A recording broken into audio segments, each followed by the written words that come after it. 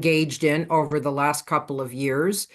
And I'm sure that everybody here has been thinking about, with the AI revolution and everything, has been thinking about how things will change or won't change for us. So we're here to share with you in the 40 or so minutes we have together a little bit about the research we've been conducting in interdisciplinary work at our own institution.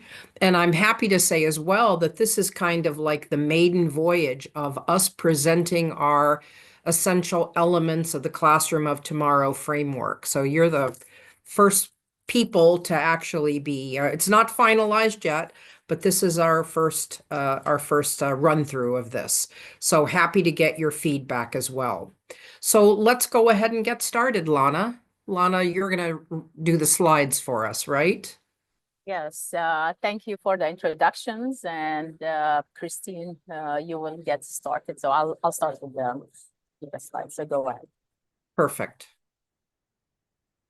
All right. So our inspiration for this research, it is not recent. We've been thinking about this while doing other types of research, interdisciplinary studies over the course of the last 2, let's say 3 years. So this topic was basically a way. It kind of came on or came out of other research that we've been doing. So what was the inspiration of this research? We can go to the next slide. All right, so now let's move on to the next slide, and let's look at how the world is changing. Well, 2022 was kind of the year that the research in this topic started for us. That was the year that we were awarded a significant interdisciplinary grant to conduct research on this. Okay. 1 second, something happened and my video went off. So can we go back, Lana? Huh. Perfect. Okay. So a quote, I'm not going to read you that quote, but we were very influenced by the Hannon and Patterson quote in their book entitled Thrive, The Purpose of Schools in a Changing World. And later, basically, people kind of cottoned on to the fact that we need to begin a debate about what our new purposes are for education, and this debate was long overdue. I think the world has changed since then, but there's also significant research about what the teaching landscape is. So I don't think I need to remind everybody about the challenges that we're facing in modern day education, no matter what context we're in, what country. One of the analogies that we particularly liked was this first one. Learning to be a teacher has been described as learning to drive. So I challenge you to think back when you were first learning to drive, when it all seemed at the beginning very overwhelming. We had to do so many things all at the same time while carrying this huge weight of responsibility on our shoulders. But once we kind of got used to all this and were more accepting of the responsibilities afforded to us as drivers or teachers, once we had mastered it, it became second nature. And I think that so resonates with my experiences when I first got into the teaching profession. Another quotation that resonated a lot with us is that the description of teaching as being an emotionally charged roller coaster ride with the need for many, many skills, both hard and soft skills, added to that was the enormous pressure that we needed to have to achieve results. We were under the constant scrutiny of not only our students, our school administrators, as well as the parents of those students if we were teaching in certain contexts as well. So despite all of that, this enormous pressure, the focus on results, the scrutiny that we're all under, there's also the mandate that we not only have to make learning fun, but we have to bring energy to the classroom. So all of those components pretty much resulted in a high rate of teacher burnout. That's no surprise. In fact, 80% of teachers report feeling burnout either all or some of the time. And in the K through 12 sector of the US especially, K through 12 teachers were found to have the highest burnout levels of all industries nationally, with 44% reporting burnout either always or very often at work. Now, this has resulted in my capacity as an editor of two journals, one of the trends that I've noticed is, yeah, we still have articles about burnout and about stress in the workplace, but now a recent trend using the term emotional labor has begun to slide into a lot of the research out there to talk about stress, anxiety, those kinds of things in the workplace. So now let me focus on our interdisciplinary research, which started in 2022, and we're now on the third year of that grant. And our focus was on to identify some of the innovative teaching, learning, and assessment models in what we deemed were future-ready classrooms, or the classrooms of tomorrow. So what we're going to be talking about for the rest of our session today is giving you some preliminary findings. So now I'm going to turn over to Lana, who's going to take you through a bit of a pre-exercise. Lana? Thank you, Christine. So basically, before we start off by introducing our essential elements, if you could scan the QR code and maybe add to this link and tell us what, in your opinion, do you think are the essential elements of the classrooms of tomorrow? If you could share those with us as we go through our elements that we have found, that'd be great. So the essential elements that we will share with you today are 7. We started off with certain naming, and then we expanded those as our data collection increased and changed through different areas. So we have we started off with the idea of the importance of sustainability, and then expanded it to global and environmental awareness. We thought happiness. We've done a lot of research around happiness and emotional intelligence, but then later on, we felt that that needed to be a larger element to include self-care, happiness, and well-being. In terms of movement, we were basically inspired by an author who talked about walking with expert eyes, and then we expanded that into an element called movement and mobility. And also, we will talk about each of these elements in a little bit more details in the next slides. We also, first element, and these are in no kind of particular order of importance, exploration of new cultures, and that expanded to intercultural competencies and cultural competencies as well. The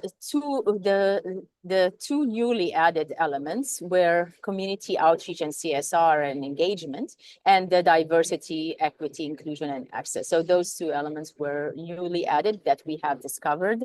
And while technology, and especially AI, has been always as an essential element, but especially now with the advancement of AI. So we're going to go through these elements, and as we go through them, please continue sharing your ideas of what you think are the essential elements, and if we missed any, we would love to hear from you. So our essential element framework for the classroom of tomorrow came from our visits to different places and institutions. We selected those places because they are because of their excellence in different areas. So we visited Denmark, Copenhagen, and we selected Scandinavian countries for especially to investigate the elements of happiness and well-being and sustainability, because those are strongly embedded in those cultures, and Scandinavian countries continuously rate the highest on the happiness chart. The second data collection came from Christine's visit to Singapore, where she had a sabbatical, and she conducted benchmarking with higher educational institutions, and also the universities there score very high on their academic performance, and other areas, technology and innovation, which we included in our framework. The last one is my visit to the Digital Learning Week of UNESCO, where in the headquarters, UNESCO's headquarters in Paris. And this was, the focus was innovation, obviously, and AI and ethical use of AI, and how different countries and regions need to develop their policies and approaches and practices. So a lot of inspiration of how to develop teachers' competencies in terms of technology, and especially in AI, came from this visit and interaction with the sessions there, and seeing what on a global region was shared. Our detailed reflections are in those linked Padlets, and we will also, as Christine said, the link to this presentation will be shared in the chat and also at the end. This is just a screenshot of the Padlets, what you can see there. So what we have done, we've used it as a website where, as we were collecting data and doing our visits, we were capturing pictures and writing down our reflections and in real time, so that when we come back and reflect, everything is documented. This one is from Singapore, just to kind of give you an idea what to expect. And this is from UNESCO and the sessions that were there, and kind of my summaries and notes and reflections. So you could have a look and you can comment if you'd like. Going through the first essential element, which was the purpose was to focus on sustainability. And in this element, we expanded it to global environmental awareness. It is an important element because in our region, obviously sustainability has been a focus for several years now, and we teach it in our university. We have a course dedicated in general studies, as which students of all the majors are required to take it, not just engineering or students of specific majors. Our focus in here was to visit Copenhagen and in Denmark, and we wanted to also visit Sweden. We didn't get the chance to do that, but we were looking at different areas and practices of how Denmark and especially Copenhagen is a city that has achieved many sustainable goals and set their own goals. And we wanted to be inspired and see how we can take that to include in our educational system, and see how we can emphasize the sustainable living into a curriculum that students actually live this lifestyle and believe in this lifestyle. So we wanted to have practical examples as we looked at this first element.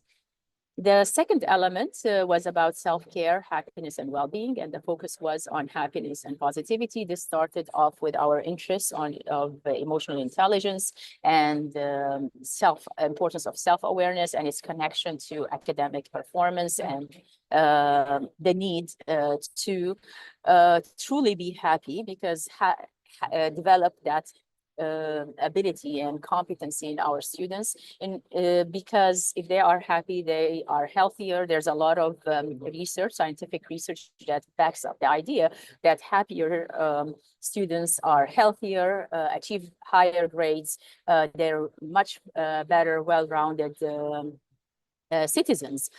So positive education also is well documented in literature, and for its benefits. So the ideal locations that we have selected to learn about true concepts of happiness, and the concept where Scandinavian countries, obviously for their high ranks as world's happiest countries.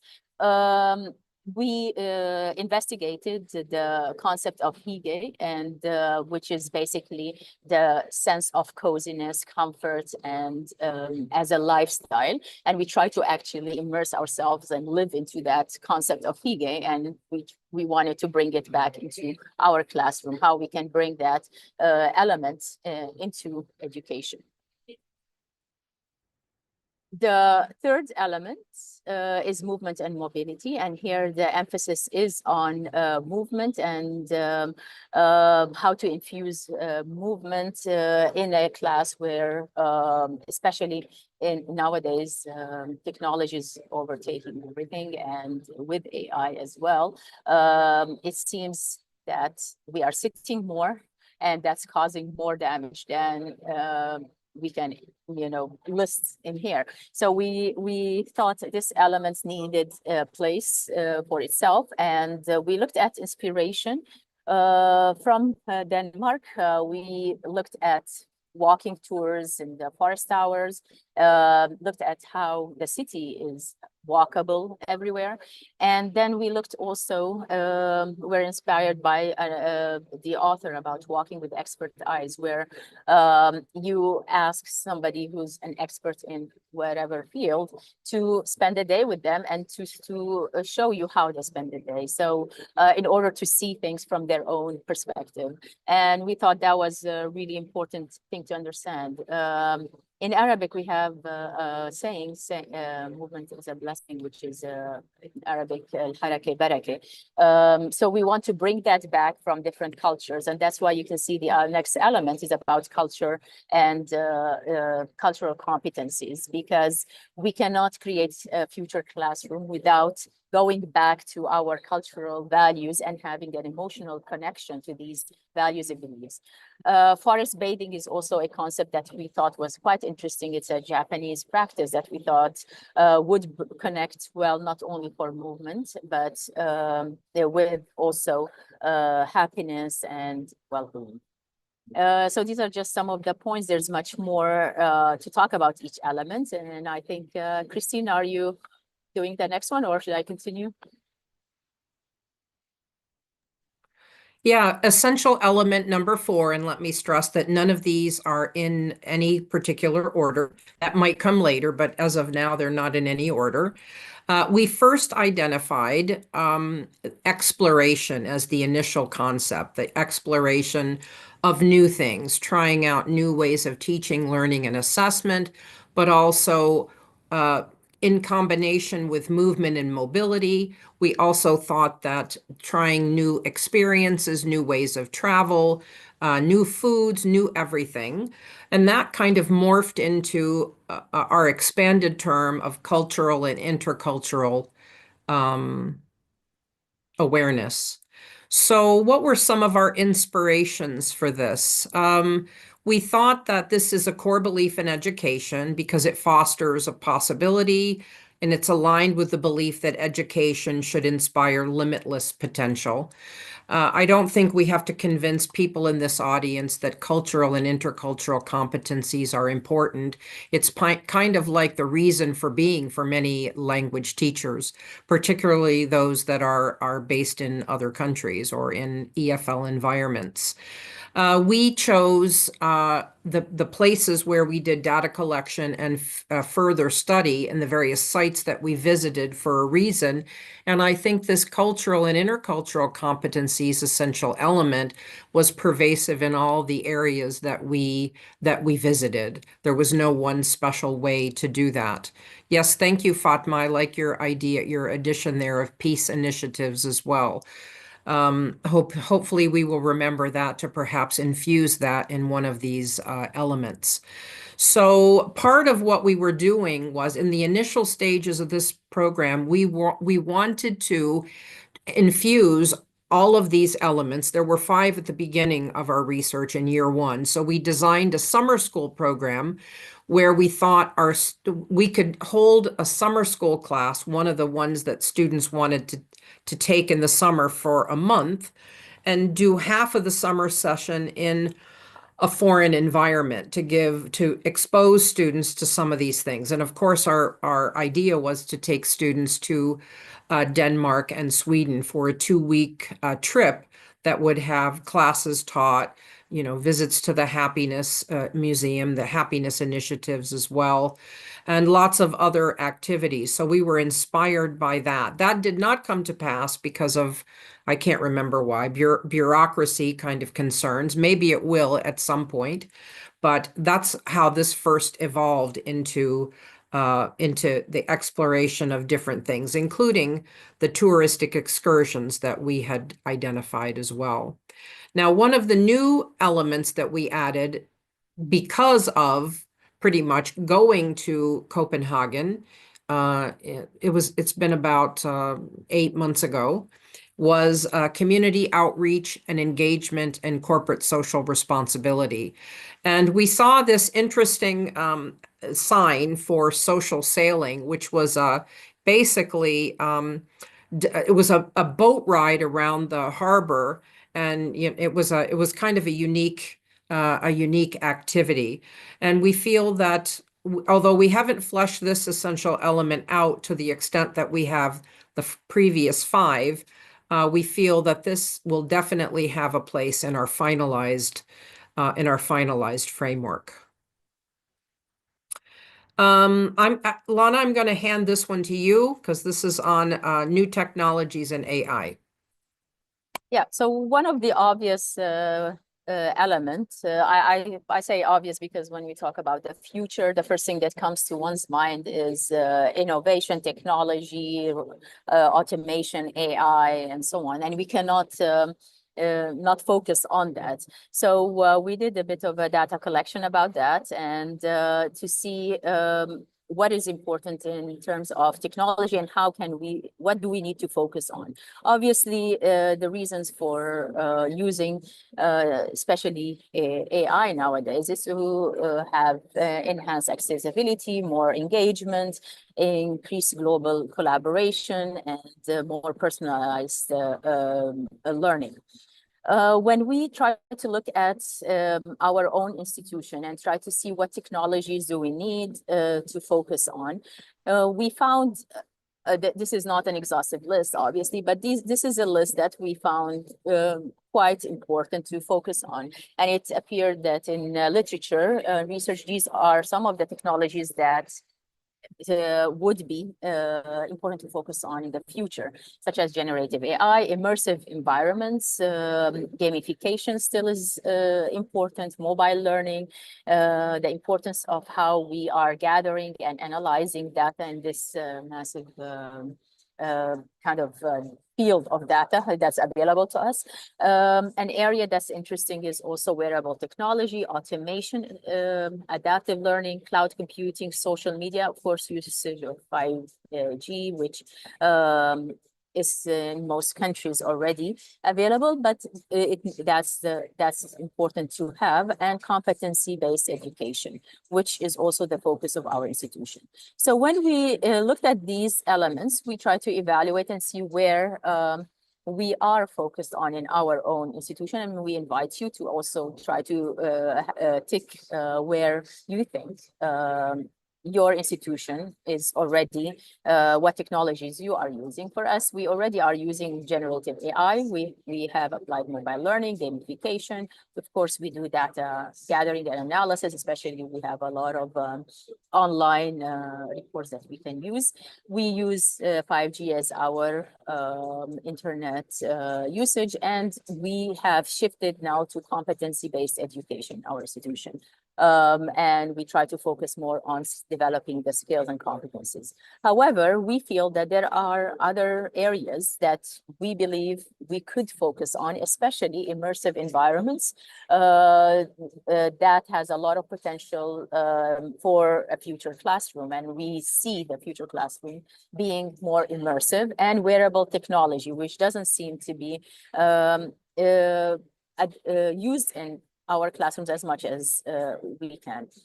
When we looked at developing our students' skills in terms of focus on technology, we have focused on two areas: competency-based learning, and the model that we use in our institution is, you can see it here, focus on 5 E's, where we try to build our lessons based on engaging students into the content, giving them opportunity to explore the lesson content, then a little bit of explanation, and adding the other two, which is extending beyond the class, which is our focus, where you try to bring in practical, real life examples, case studies, and have different modes of evaluation.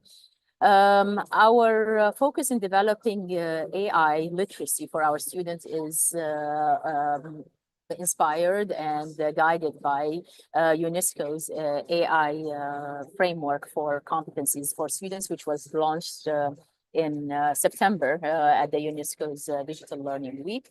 And that framework, even though it's very detailed and very long, but we feel it was a good guide to kind of guide us as teachers for a starting point. What we would like to focus, also what we looked at, is the World Economic Forum's key report about key needed skills for the future. And the focus was not on content and knowledge development, but rather on other soft skills like critical thinking, creativity, collaboration, and communication. And communication here and collaboration are in relation to different platforms. So we're not looking at just face-to-face communication, but different. How do you communicate on social media, on various platforms, on the digital platforms? Are you able to collaborate effectively and extend creativity beyond just an automated generated AI content? So that's quite important. Developing ethical practices is an emphasis that we felt in this element is important. So the teacher of the future is responsible to guide the students through an ethical use of technology, and it should be part of our curriculum of how we develop ethically digital citizens, and it should be part of how we teach. The seventh element is also not fleshed out as much as we would like to, but we have found that it is important, and we felt that even in our case, it's not included as much as possible. It's about diversity, equity, inclusivity, and access. How we can foster truly inclusive environments where there is cultural competence, there's empathy, as in the previous session that we heard, and leveraging technology for true accessibility, and not just in our case, what we are able to do is just giving extra time, maybe allow for students or giving different ways. But we believe that the classroom of tomorrow should be truly customizable and accessible for all needs. We also have a link, and I hope Muhammad will share it in the chat. We have a Padlet that we would like to invite you to contribute to, hopefully after this conference. We created this Padlet as a kind of a space for global collaboration, and we would like to hear from you. What elements are you using in your own context, and what elements do you think we still need to infuse? So it would be great if you would like to participate in this Padlet. Christine, would you like to say anything about that? No, but we're looking forward to hearing from everybody. Obviously, our framework of essential elements is not exhaustive. We've got lots of things down the road that we're going to be looking into, like teacher dispositions for a classroom of tomorrow, things like that. But have we forgotten anything that you feel might be important, especially in your own context? We'd like to hear from you. And this is how the Padlet looks like. So you will see different sections, and then you can reply. And hopefully this would be a living document that we all can share resources from a global perspective. So we invite you to participate in it throughout the coming weeks and months. Mhm. In terms of how we are developing teachers of tomorrow competencies for the classroom of tomorrow, we have developed several resources that we are happy to share with you. So the first resource is a self-assessment where you could do a survey either for you as a teacher or the students and reflect on these different elements. The second one is a classroom of tomorrow agent. I called it agent before, like a GPT, chat GPT, basically agent that is developed specifically for this framework. And I will keep on updating this agent as our research develops. And we will invite you to go into this agent to interact with it, ask questions about classrooms of tomorrow, evaluate yourself, and get actionable plans on how you can move forward. The knowledge base for this GPT comes from our research, and it is running on ChatGPT 4. So the latest version, and as I said, it's continuously updating, and it is public with a link. So if the link that we share with you is the link that you can use, but it's not something that's out there that anybody can access. So hopefully you will be using it, and we look forward to some feedback from you on how what you think of it and what needs to be improved. Shall I continue with the assessment? Yeah, so here you can see the self-assessment, which we feel can be utilized for both teachers and students, and it also has a grading scale. So it basically takes you, I think there are 3 items per essential element where you can self-assess what you're currently doing, or your students can self-assess how they, with a little bit of customization of the survey, how they feel their education is. So it goes through the 7 essential elements, and then you've got a scoring guide right there, and then a readiness level descriptor description, which will classify you into if you're a future ready champion, all the way down to, what did we call the one at the bottom? Urgent attention needed. Oh, yes. Okay. We hope we're going to be, Yes. we hypothesize that most of you all will be probably to the 2nd or to the 3rd level. So we're hoping at any rate. So Yeah. that's just an assessment that you can use to evaluate your own skills now in these essential elements and work to perhaps improving them. Yeah, so in each assessment, because it is done separately, and you can reflect also, you look at your score, and then you can reflect on how you can integrate. It gives you kind of a prompt that you can use and suggest. What do you do? For example, the first one is about global environment awareness. It asks you, how can you infuse more sustainability-focused projects in your classrooms? And if you use the GPT agent for the classroom of tomorrow, you can give your score, and you can ask, what can I do to improve? This is my score. You can give a prompt. I've taken the essential elements assessment, and this is my score in this element. How can I improve, suggest activities for my class? And it will give you different activities for that. So in this link, if this is the link to the Classroom of Tomorrow agent, this is how it looks like. And in this PowerPoint, once you have a look at it, you can click on the sample chat that I have created. I tested it out, and it really gave me good guidance and examples. So I think we are reaching towards the end now. So if you'd like to participate in our research, feel free to contact us. And if you scan this QR code, you can get the presentation. And also, I think that it might be, Muhammad might have shared it as well in the chat, shared the links or the presentation. Thank you for listening. Thank you, Lana. Thank you, Christine. That was wonderful. And, Christine, I'm just going to say, I remember that you once said that you asked the question, are we a with it teacher? And I think now we're seeing, we got to be a with it teacher when it comes to these essential elements that you've just presented to us, you and Lana. We have a list of questions we'd like to ask. Okay. Okay.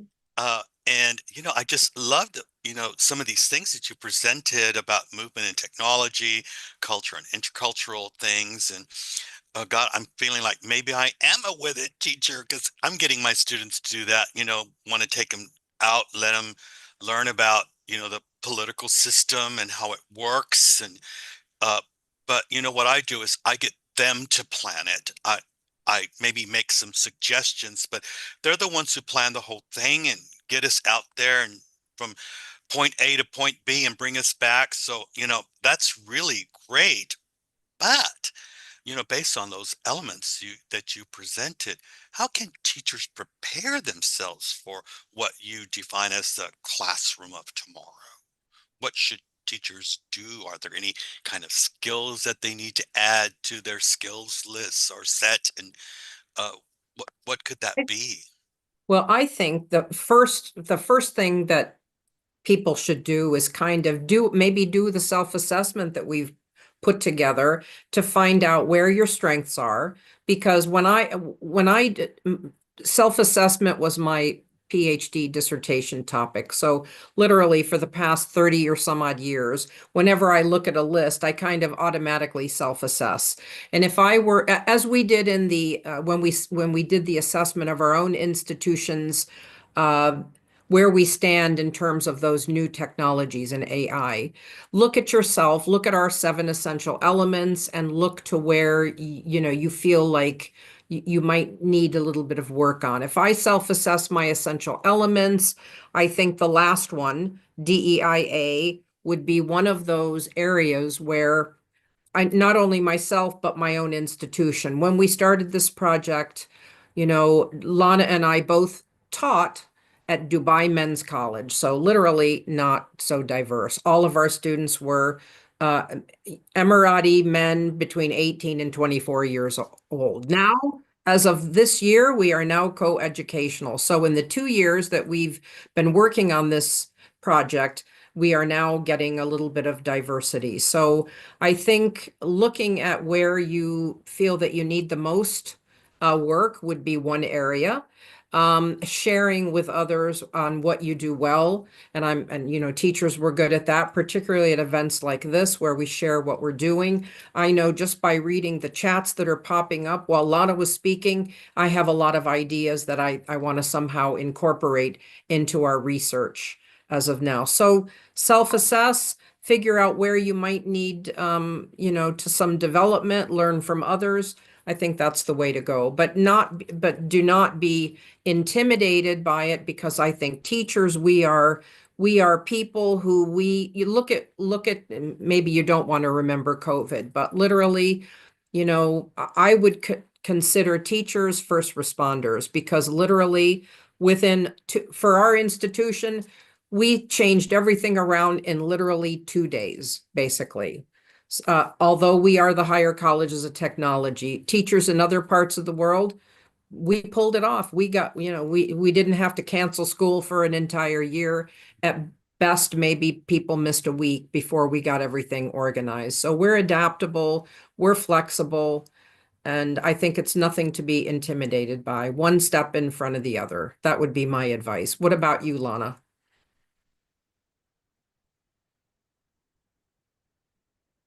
No, get your voice on, Lana. Yes, I was just typing in the chat, so that's why. Yeah, I agree. It's like let's start. One of the important elements that in our earlier research was on emotional intelligence is self-awareness. So I think start off by understanding where you are as a teacher currently, where your institution is standing currently in terms of maybe those elements, and maybe you in your own context, there may be other elements that you feel should be the focus on. Start off with this self-awareness, and then create your own goals. Maybe use this GPT agent, the Classroom of Tomorrow agent, and ask these questions. Say like, okay, I feel like my institution, this is my context. I feel we're strong, our focus is strong on in these areas, but I'd like to explore this and this element. Can you give me advice? And then see what happens. So basically now with technology, especially with AI, you can have a coach, you can have personalized plans from AI as easy as you can type. So so I think that's where I would start. And talking to other people like in here in this conference. This is Definitely where connecting with other teachers. connecting with Yes. other teachers is very important. Yeah. Really, really important. And I think that's a skill too. You know, that you know, being part of a group, a learning network, that's really, really important. I want to, Lana, ask you a question here about professional development, because we're talking about connecting here, and it's important to connect with other teachers. So what do you see is the future of professional development for teachers when we're talking about these essential elements that you presented today? Again, back to almost that question of skills development. What does a teacher need to look at maybe in their learning journey to incorporate all these elements? Yeah.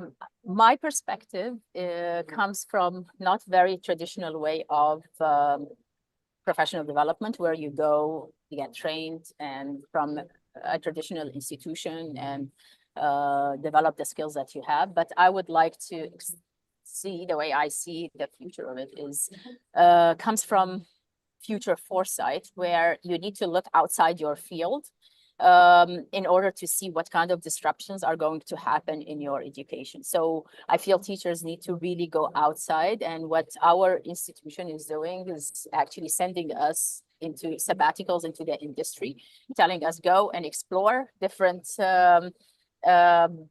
areas and see what's happening instead of sticking to purely academia. Because I think the professional development in the future needs to be more general, more global, more kind of coming from outside your field rather than from just your field. Yeah, that's why we have in Europe the Erasmus programs, where yes, professors and teachers can go to other universities, yes, other places to learn another, perspective, or learn something new that they can bring back and maybe incorporate into their classroom practice. Yeah, that's a very powerful program, and I've seen amazing results, projects, and research coming out of that through collaboration from various institutions. Could you just repeat one more time, Christine or you, Lana, how our listeners today, people who are here today, how they can take part in this, give you information about their ideas, and help you and collaborate with you? Well, the first thing they can do is email us. You see our emails right on the screen, and they can request the slides. And the first thing we'd like to do, well, it's going to be after the fact now, is to go to the first Padlet link. And perhaps if there are any essential elements that you feel that we've left off the list and we need to further explore, we've still got a lot of time on this research, so we'd be happy to hear from them. And if they'd like to participate in any way because the validation phase of our framework will be starting in probably around the summer of this year after we do our last data collection trip. So we'd really like expertise from a variety of different contexts and teachers of different levels of students as well on the whole validation of the framework. So that would be very, very interesting for us and very helpful. So you've got Christine, our yeah, email. Christine, you're very active on social media, and if you could just do a post where there's a link to that, and then I'll share that with a lot of the people that follow me on social media, because we can post that on webinars for English teachers, almost 40,000 teachers we can reach there. Perfect. Definitely. So just create a little post in that, the people here today who follow me or Mo or Blanca on social media, we'll be glad to share that for you and, get some teachers collaborating with you around the world because Great. we We'll have get right teachers on from over. that. Yeah. Yeah. You know, we talked, both of you talked about, that word future seems to be coming up a lot, because, Mhm.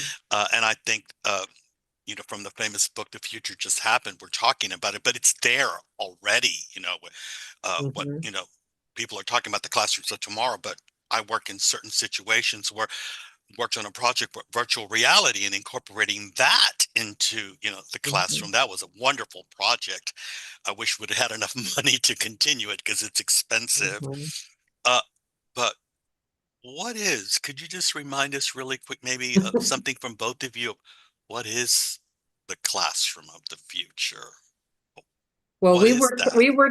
we're meeting with our research assistants yesterday, and one of them said, "What do you mean by the future?" And Lana had an interesting response, and because she's a trained in future foresight, and she basically said, "What was it, Lana? 30 years is between 20 to 30 years. That's what's considered to be the future." And my own perspective of the future is like there are certain elements of the future which could be next week or next year. So that is an interesting thing that we have yet to explore, which we will be exploring. So. It Yeah, depends on where so you are and, yeah. what you're currently doing. Does that mean that there are like cultural elements to this as There could well? be. Oh, There could be. that's a really interesting thing that you ask, because one of the exercises that we do in Future Foresight is to ask participants to draw circles of how they view the present, the past, and the future, and the relationship between them. So I've done this with multiple different nationalities, and it's interesting to see how big and small the circles are between different nationalities. And it's already also, the exercise is also published in one of the books that was done with other groups. And you can see how different cultures view, and even personal, so the differences are, of course, personal, how they view the present and the future, and what is their focus more. Are they more focused on the past to inspire the future, or are they living in the present, or is the circle for the future bigger? So from a perspective of a future foresight, we don't look at the futures in terms of the next 5 years or 10 years. We're really looking much further, at least 30, 50 years from now. And we are lucky to live in a region where future foresight is really practiced. And you can see that we live towards, and we're guided by a vision of the next 50 years, next 100 years. We don't look at just what is going to happen as a strategic plan for the next 5 years. Because when you extend your vision beyond the short span of 5 years, you start living in this, what is really possible, really out of the imaginary. And when you think this is too wild, then you are probably in the future. So I that's my think perspective of the future. I think age could be a variable too, because I Oh, remember yes. back in the day, I had the Christine Coombe 10-year plan. Then, after a few years, I thought, okay, we better go with 5. Now I think I'm down to 2 or 3 years. So as I get older, I don't want to jinx myself. My God, education has changed so much over the just past 5 years. Yeah, it's Mhm. unbelievable. One last question, and you talk about Christine. I know you're always doing research, and Lana, you do too. What's your next little project? Are you working on anything else? Funny you should mention it. We're going to, a logical extension of this is looking at, what are the essential elements of the classroom? We want to look into what are the essential dispositions of teachers to be the teacher of tomorrow. And related to that is professional development. What kinds of professional development do we need to engage in, or do we need to develop if we haven't already done so, for teachers of the future? So So that's we are, what I'm yeah, looking at. we're looking also at maybe developing a course with the essential elements, having like a MOOC course with the essential elements. And our next visit is going to be to investigate. Should we share? Can we share that, Christine? Let's do, yeah. Maybe we've got people out there. We hope to go to Hong Kong and Macau and visit some programs Yeah. there that focus on PD and mentoring and things like that. So if we've got anybody in the audience who's from one of those places, maybe that might be a good, let us know if you'd like to meet with us when we come. Yeah. That trip is planned for sometime in July.